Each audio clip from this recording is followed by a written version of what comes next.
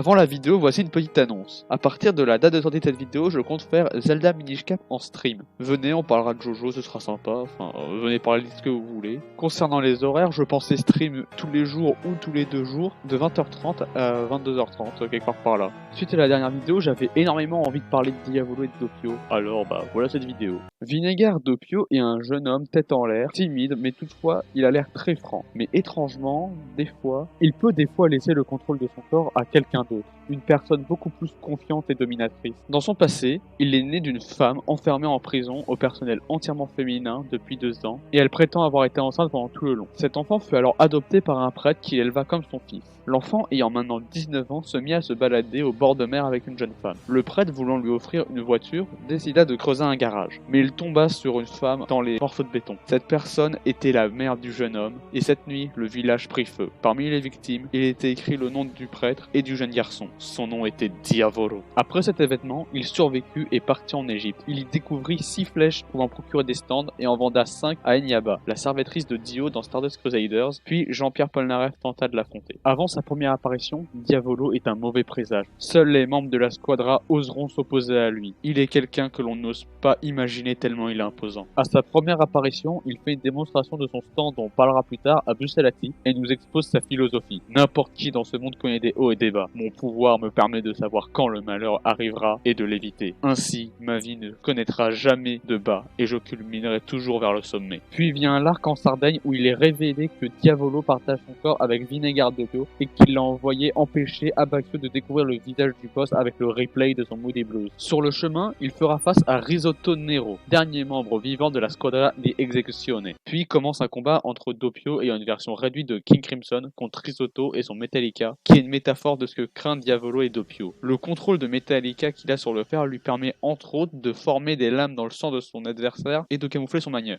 Dans ce combat, Doppio, grâce à son épitaphe, peut voir les prochaines attaques de Metallica qui représentent la vision du destin. Pour Diavolo et Doppio, le destin c'est une force qui frappe sans que l'on ne puisse rien faire. Il est tellement oppressif qu'il nous empêche de respirer, littéralement. Et c'est en réponse à ce problème de la prédestination qu'ils ont développé King Crimson, qui, comme il l'a dit à Bucellati, lui permet de ne jamais connaître de malheur. Et au lieu de faire face à ses peurs pour en sortir mûri, comme l'ont fait les membres du groupe sauf Fugo, il usa d'un vil stratagème pour permettre de laisser Narancia finir le travail à sa place, sans même prendre la peine d'achever lui-même celui qui a perdu tous ses hommes par sa faute. Puis vient le combat final. Il s'infiltre en manipulant Bucellati qui est aveugle en se faisant passer pour Trish. Il reconnut Polnareff avec la flèche et se mit à l'attaquer. Mais en laissant le contrôle à Diavolo, il dit quelque chose de très intéressant. Je considère cela comme une épreuve que je dois surmonter pour enterrer mon passé à jamais. Pour que l'homme puisse évoluer, il doit vaincre les erreurs de son passé. Le passé, même après avoir déployé tant d'efforts pour le détruire, il revient me hanter à nouveau. Ce qui montre une sorte de fatalité de ne pas avoir un stand pouvant agir sur le passé qui le préoccupe tant. Pendant son combat contre Polnareff, ce dernier finit par lancer son Requiem. Et là, Requiem commence à sonner en silence pour échanger les âmes. Diavolo et Doppio sont séparés.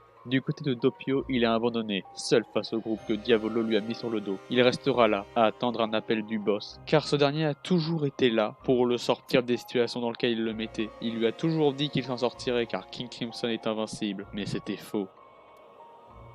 Du côté de Diavolo, il se cache dans le corps de Mista avec Trish en attendant que le groupe s'approche suffisamment de Silver Shard Requiem pour en prendre la flèche. Il fait ça car Polnareff a révélé que la flèche peut donner Requiem et que ce dernier réalise votre envie la plus forte. Il pense que Requiem lui donnera une capacité lui permettant d'agir sur les forces du passé. Mais Giorno s'en rendit compte et déjoua son plan. Alors, il prit le contrôle du corps de Mista et fonça vers Requiem car il a compris l'énigme. Il pensait pouvoir prendre la flèche et en gagner une nouvelle capacité, mais il n'y arrive pas à cause de l'enchaînement des interventions de Giorno, Mista, Trish, puis du sacrifice de Bucellati. Et comme dit dans l'analyse de Giorno, il reçoit Gold Experience Requiem pour punir celui qui se pensait au-dessus des destins avec son pouvoir. Mais le destin, en plus d'accorder son pouvoir infini à l'adversaire de Diavolo, il va lui faire croire qu'il peut encore gagner en lui montrant un futur où il est victorieux. Mais c'était faux. Le grand Diavolo qui mentait tout le temps avec son stand, qui fait croire à tout le monde que certains événements n'ont jamais eu lieu. Il fait face au stand ultime qui peut ramener la vérité. Diavolo ayant un stand qui passe directement au résultat, il sera condamné à mourir sans ne jamais avoir le résultat dont il tient tant. Lui qui mentait à tout le monde est voué à mourir sans jamais atteindre la vérité.